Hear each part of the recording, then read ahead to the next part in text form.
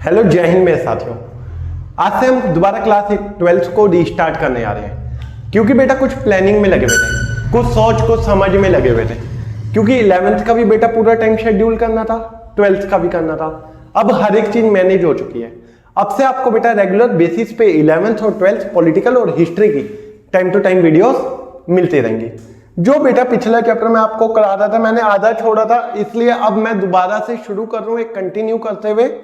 सबसे पहले मेरा बाबू चैप्टर का नाम है समकालीन दक्षिण एशिया यानी कि कंटेम्पररी साउथ एशिया। जब हम बात करते हैं बेटा कंटेम्पररी साउथ एशिया की तो पहले हमें बात करनी चाहिए हिस्सा कौन सा है। देखो आप जानते हो कि एशिया वर्ल्ड का सबसे लार्जेस्ट कॉन्टिनेंट है, विश्व का सबसे बड़ा महाद्वीप है। आप सब इस चीज को जानते होंगे। उसी एशिया के साउथ हिस्से की हम बात करने वाले हैं यानी कि साउथ पार्ट कहते हैं। और क्यों बात करने वाले हैं? क्योंकि इस हिस्से में भारत भी शामिल है। अगर मैं आपसे बात करूं बेटा साउथ एशिया में कौन कौन है तो इंडिया, पाकिस्तान, बांग्लादेश,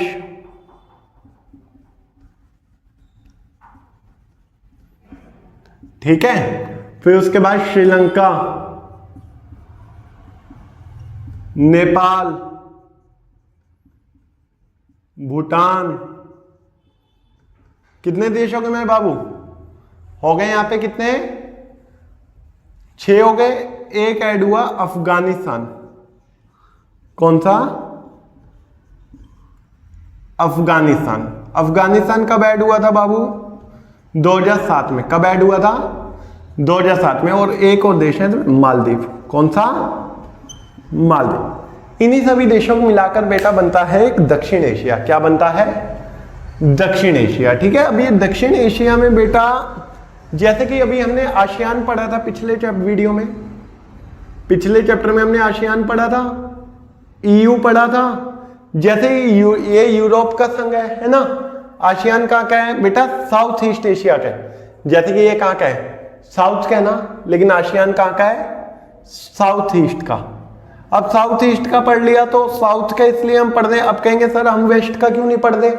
क्योंकि बाबू साउथ में हमारा भारत आता है और मुख्य तौर पर बहुत मेन है। अगर मैं बात बताऊं बेटा ये सब सक्सेस है, लेकिन आज भी ये पूर्ण रूप से सक्सेस नहीं है। और सक्सेस ना होने का रीजन बेटा क्या है? इसमें आपसी कॉन्फ्लिक्ट होना, क्योंकि सबकी एक तो राजनीतिक स्थिति एक जैसी नहीं है। राजनीतिक स्थिति भिन्न है। भिन्न का मतलब समझते हो ना, अलग अलग। जैसे कि मैं आपसे बात करूं बेटा तो इसके 2 देश हैं, एक तो इंडिया और श्रीलंका। इंडिया और श्रीलंका। इधर इंडिया में भी शुरू से लेकर अब तक लोकतंत्र है, श्रीलंका में भी शुरू से लेकर अब तक लोकतंत्र है। अगर बात करूं बेटा पाकिस्तान की, ठीक है, तो पाकिस्तान में और बांग्लादेश में सैन्य शासन की कहानी बहुत रही है। कभी सैन्य शासन तो कभी लोकतंत्र, है ना। एक कहानी बनी रही है, कभी सैन्य शासन तो कभी लोकतंत्र। सेम एडिटिस बात करूं बेटा नेपाल की तो इधर राजतंत्र लोकतंत्र का एक मिला जुला रूप रहा है। बात करूं भूटान की तो संवैधानिक राजतंत्र रहा है। कहा रहा है संवैधानिक राजतंत्र जो अभी तक है। अगर बात करूं भैया अफगानिस्तान की तो अफगानिस्तान में तो आप देख ही रहोगे बेटा तालिबान का शासन है ना। और उसके बाद अगर बात करें मालदीव की तो मालदीव में 1968 तक बेटा सल्तनत का शासन रहा है। किसका? सल्तनत शासन, है ना। यानी कि कहीं ना कहीं इससे पता लगता है सबकी राजनीतिक स्थितियां बिल्कुल अलग अलग है। हर एक देश का अपना अपना कॉन्फ्लिक्ट है, ठीक है। तो हर एक देश की स्थिति पहले हमें इसमें पढ़नी होगी कि उधर की राजनीतिक स्थिति कैसी कैसी है। जैसे कि शुरुआत में आपके साथ करता हूं बेटा पाकिस्तान से। कहां से? पाकिस्तान में। पाकिस्तान में लोकतंत्र और सैन्य शासन।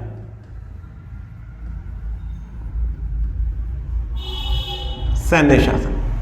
पाकिस्तान में लोकतंत्र और सैन्य शासन। अब देखो पाकिस्तान की कहानी कैसे चलती है लोकतंत्र और सैन्य शासन की, ध्यान से देखना। तो देखो बाबू कभी पाकिस्तान में क्या रहा है, सबसे पहले मैं कहानी शुरू करता हूं आयूब खां से। जैसे ही पाकिस्तान में चुनाव होने से पहले ही आयुब खान ने क्या किया, अपने आप को प्रधानमंत्री के पद पे निर्वाचित करवा लिया। जनता को ये बात समझ आ गई, भैया ये तो चीटिंग हुई है हमारे साथ, है ना, तो क्या इसे पद पे रहने दिया जाएगा? आप कहेंगे नहीं, क्योंकि जनता इसके खिलाफ क्या करेगी, विद्रोह करेगी। अब जनता ने जबरदस्त विद्रोह किया तो भैया इसे अपना पद छोड़ना पड़ा और इसकी जगह कमान आ गई याहिया खान के हाथ में। किसके? याहिया खान। अभी तक आयुब खान किस तरीके से चल रहा था, लोकतांत्रिक था, लेकिन याहिया खान ले आया सैन्य शासन। फिर 71 के वॉर में बाबू क्या हुआ, बांग्लादेश का टुकड़ा, पाकिस्तान का टुकड़ा हो गया ना, बांग्लादेश अलग हो गया, हार गए, है ना। तो कहीं ना कहीं क्या कामयाब हुआ याहिया खान? तो नहीं हुआ। तो यहां से याहिया खान को हटाया गया और कौन आए, जुल्फिकार अली भुट्टो। कौन आए? जुल्फिकार अली भुट्टो। फिर जुल्फिकार अली भुट्टो के बाद आ जाते हैं बाबू कौन, अब ये जुल्फिकार अली भुट्टो आए हैं तो ये कैसे हैं, लोकतांत्रिक हैं। कहते हैं लोकतांत्रिक। उसके बाद जुल्फिकार अली भुट्टो के बाद दोबारा आ गए बेटा, क्या आएगा, दोबारा से सैन्य शासन आएगा, यानी कि जियाउल हक आए। कौन आए? जियाउल हक। उसके बाद फिर इन्हीं के पुत्र लोकतंत्र दोबारा लेके आए, बेनजीर भुट्टो। कौन? बेनजीर भुट्टो। और बेनजीर भुट्टो के बाद की बात करें तो बेटा फिर आ गया सैन्य शासन, परवेज मुशर्रफ। कौन ले आए? परवेज मुशर्रफ। ठीक है, बेनजीर भुट्टो, चलो मैं यहां पे लिख दे रहा हूं बाबू, शायद आपको दिख नहीं रहा है ना, यहां पे। ठीक है, कौन आए? बेनजीर भुट्टो।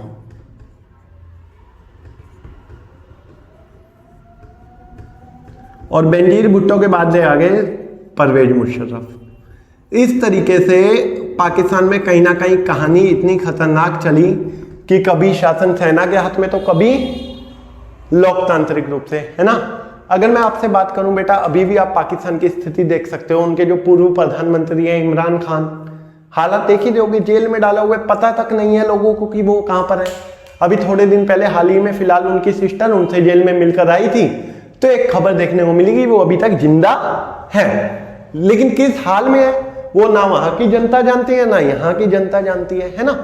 तो पाकिस्तान में क्यों हो रहा है ऐसा, क्यों उधर लोकतंत्र कायम नहीं हो पाता है ना। पाकिस्तान में लोकतंत्र कायम ना रहने के कारण बेटा स्टार कर लो, क्वेश्चन पक्का आएगा। पाकिस्तान में लोकतंत्र स्थापित ना रहने के कारण,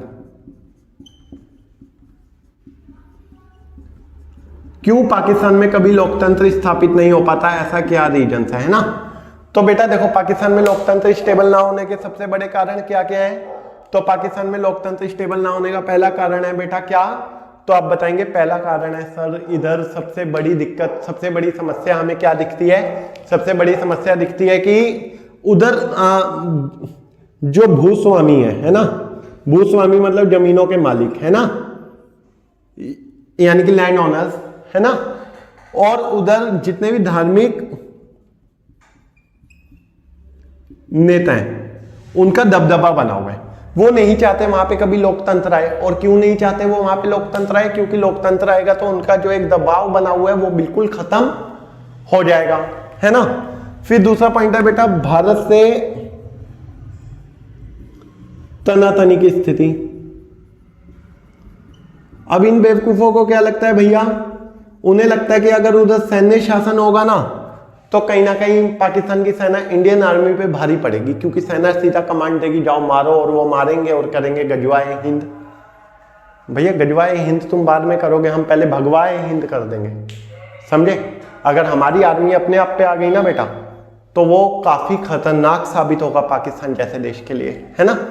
तो ये सीधी सी बात है बेटा कि भारत में तनातनी की स्थिति रहती है भारत से, जिस वजह से पाकिस्तान को लगता है कि भैया अगर यहाँ पे हमारे यहाँ क्या रहेगा, लोकतंत्र की जगह सैन्य शासन रहेगा तो सेना डायरेक्ट अटैक करके भारत को जीत लेगी। एक गलत फहमी है ना। फिर उसके बाद क्या आ जाता है बाबू, उसके बाद आ जाता है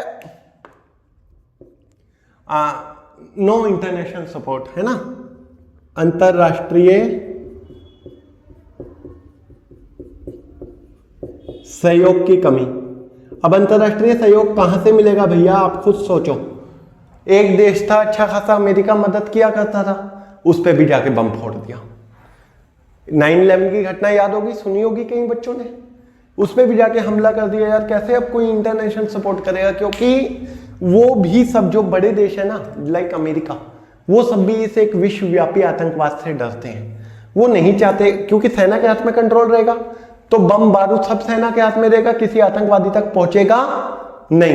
इस वजह से वो कभी सपोर्ट नहीं करते कि पाकिस्तान में लोकतंत्र स्थापित हो, है ना। फिर उसके बाद बेटा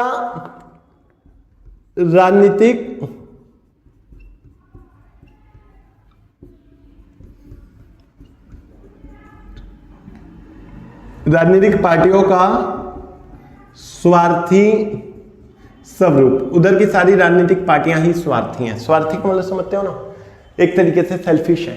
अब वो सेल्फिश है तो भैया कभी वो चाहती ही नहीं, क्योंकि हर कोई अपना अपना एक प्रभाव जमा रखा है ना। सेना अपने तरीके से चला रही है, जनता अनपढ़ है, जनता को खाने तक के लाले पड़े हुए हैं, कहां से लोकतंत्र आएगा भाई। अब जिसने 2 रोटी का टुकड़ा दे दिया वो उनके लिए राज है। क्लियर हुई बात। तो ये बहुत बड़े बड़े कारण हैं जिस वजह से कभी पाकिस्तान में लोकतंत्र स्थापित हो ही नहीं पाया। क्लियर हुई बात, कोई डाउट? ठीक है, आगे बढ़ते हैं भैया। आगे अगर हम देखें तो अब हम समझेंगे बांग्लादेश की कहानी। कहां की? बांग्लादेश। आखिर ये बांग्लादेश बना कैसे? ठीक है, उम्मीद करता हूं बेटा चैप्टर बिल्कुल क्लियर हो रहा होगा, बड़े अच्छे समझ आ रहा होगा। मैं बहुत स्लो और बहुत अच्छे स्पीड में आपको समझाने की कोशिश कर रहा हूं। बेटा मैं हमेशा से ही ना धीरे बोलने की कोशिश करता हूं। क्यों? क्योंकि जितना धीरे किसी चीज को सुनोगे ना, उतना ज्यादा अच्छे से समझ आता है। आप किसी वीडियो को इंटू 2 पे देख लो, कुछ भी कर लो, आप उस टॉपिक पे समझ नहीं बनाओगे, कंट्रोल नहीं बना पाओगे। आई बात समझ? इसलिए आपको बाबू समझ बनाना है ना। तो मैं आपको बताता हूं बांग्लादेश की कहानी। कहां की? बांग्लादेश। देखो आपने सुना होगा अक्सर कई सारे ऐसे क्वेट्स आते हैं, है ना, कि पाकिस्तान हमारा बेटा है, बांग्लादेश हमारा पोता है। आखिरकार ऐसा कैसे है? ठीक है, एक डाउट क्लियर करता हूं मैं आपका।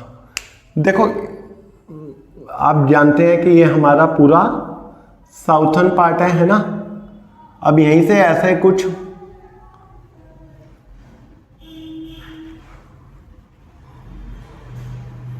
मेरी बहुत अच्छी ड्राइंग नहीं है बेटा, तो हंसी मत उड़ाना, है ना।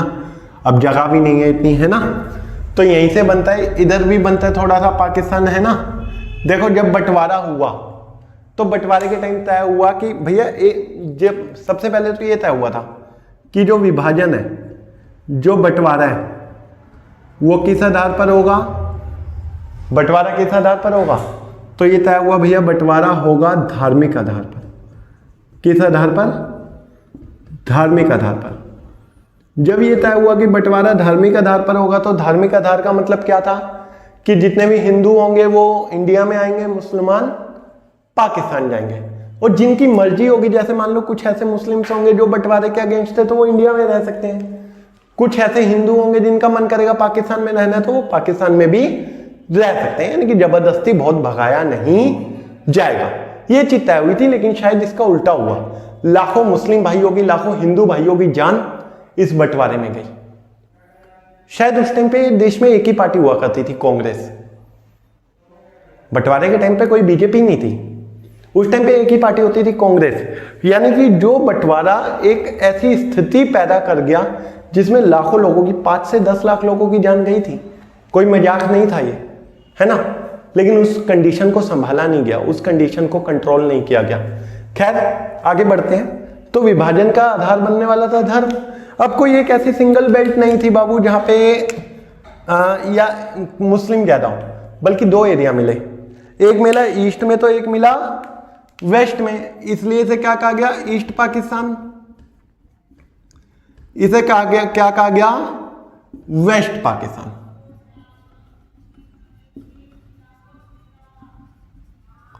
अब क्या था बाबू, यहां से ये अलग हुआ था बंगाल से, ये अलग हुआ था पंजाब से। यहां पे चलता था उर्दू कल्चर, यहां पे चलता था बांग्ला कल्चर। कौन सा? बांग्ला। तो यहां के लोगों ने सोचा भैया इलेक्शन होने वाले थे, यहां के लोगों को फुल कॉन्फिडेंस थे भैया जीतेंगे तो हम ही, ठीक है। और यहां पे ये उर्दू कल्चर को थोपना शुरू कर दिया। तो यहां से क्या हुआ, एक न्यू पार्टी इमर्ज हो रही थी, कौन सी, अवामी लीग।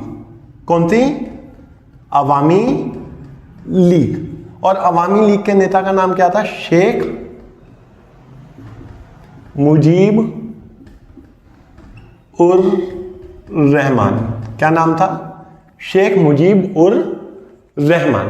ठीक है, अब शेख मुजीब उर रहमान के लीडरशिप में इस पार्टी ने इलेक्शन जीते, चुनाव जीते। जनता का जनादेश कैसा आया, खंडित।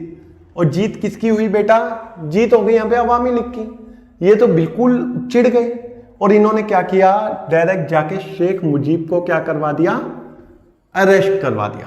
क्या करवा दिया बाबू, अरेस्ट करवा दिया। अब जैसे ही शेख मुजीब अरेस्ट होते हैं तो शेख मुजीब के अरेस्ट होते ही, ठीक है, जैसे ही क्या हुआ, शेख मुजीब अरेस्ट हुए, तो शेख मुजीब के अरेस्ट होते ही क्या हुआ बेटू, बच्चे क्या हुआ, जैसे ही शेख मुजीब अरेस्ट हुए यहाँ की सेना गई और बहुत बुरा व्यवहार करना शुरू किया, किसके साथ, ईस्ट पाकिस्तान के साथ। अब ईस्ट पाकिस्तान के लोग भाग भाग कर इंडिया आने लगे। इंडिया में भी उस टाइम पे आर्थिक क्राइसिस चल रहे थे, खाद्य संकट था, है ना, तो अपना खाने पीने के लिए भी कमी हो रहा था, तो इन्हें कैसे संभालते। तो अब यहां से भैया क्या हुआ, इंडिया ने अपनी आर्मी भेजी। उस टाइम पे नाटो था, नॉर्थ अटलांटिक ट्रीटी ऑर्गेनाइजेशन, जो अमेरिका का था, उसने मदद की किसकी, पाकिस्तान की, क्योंकि पाकिस्तान इसका मेंबर था। मैंने अभी एक लाइन बोली थी ना शुरू शुरू में, जिस थाली में खाया उसी में छेद कर दिया, यानी कि अमेरिका पे ही बम गिरा दिया। उसके बाद अमेरिका ने इसका मदद करना बंद किया था। तो ऐसी कंडीशन में हमें भी एक सपोर्टर चाहिए था, नहीं चाहिए था, बिल्कुल चाहिए था। तो 1971 में भारत ने क्या किया बेटा, सोवियत संघ के साथ, किसके साथ, सोवियत संघ के साथ एक सैन्य संधि की, एक 20 वर्षीय सैन्य संधि। कितनी, 20 वर्षीय सैन्य संधि की। अब इस सैन्य संधि को कई लोग कहते हैं कि भारत गुटनिरपेक्षता की नीति का पालन नहीं किया, गुटनिरपेक्षता को तोड़ दिया। लेकिन क्या भारत ने कहीं पे ये बोला हम सोवियत संघ का हिस्सा बन गए, नहीं बोला, ये केवल ट्रीटी थी। क्या थी बाबू, ट्रीटी थी। आई बात समझ, एक संधि थी। तो भारत ने 20 वर्षीय संधि की। इधर से जब हमले होने शुरू हुए बेटा, मानोगे नहीं, पाकिस्तान के इधर 93,000 सैनिकों ने, कितने, 93,000 सैनिकों ने भारत के सामने एक साथ समर्पण किया था, आत्मसमर्पण। इसीलिए एक शायर ने बड़ी खूब बात बोली है कि 93,000 छोड़े हमने, तुमसे एक नहीं है छोड़ा जाता। हमारा एक सैनिक पहुंच जाता है ना गलती से पाकिस्तान, तो वो लोग उस बेचारे के साथ इतना बुरा व्यवहार करते हैं। हमने 93,000 छोड़ दिए थे। इसके बाद हमने, चाहते तो ये देश हमारा हो चुका था, ये हिस्सा हमारा हो चुका था, भारत जीत चुका था इस हिस्से को, क्योंकि वहां से तो सरेंडर हो गया था। जब भारत जीत चुका था तो भारत चाहता कब्जा कर लेता, लेकिन भारत ने एक नया देश इमर्ज किया, एक नया देश बनाया, जिसे क्या कहा गया, बांग्लादेश। आई बात समझ, बांग्लादेश का निर्माण कैसे हुआ। आज मैंने आपको बेटा वीडियो में पाकिस्तान और बांग्लादेश क्लियर कर दिया है। बाकी नेक्स्ट वीडियो में बाबू मैं आपको और सारी कंट्रीज भी बहुत अच्छे से क्लियर कर दूंगा, रिलेशन भी क्लियर कर दूंगा किस देश के साथ कैसे हैं हमारे। यानी कि नेक्स्ट वीडियो के बाद आपको इस चैप्टर को कहीं देखने की जरूरत नहीं पड़ेगी। बस चैनल को सब्सक्राइब कर लें, वीडियो को लाइक और शेयर कर दें। जय हिंद, जय भारत।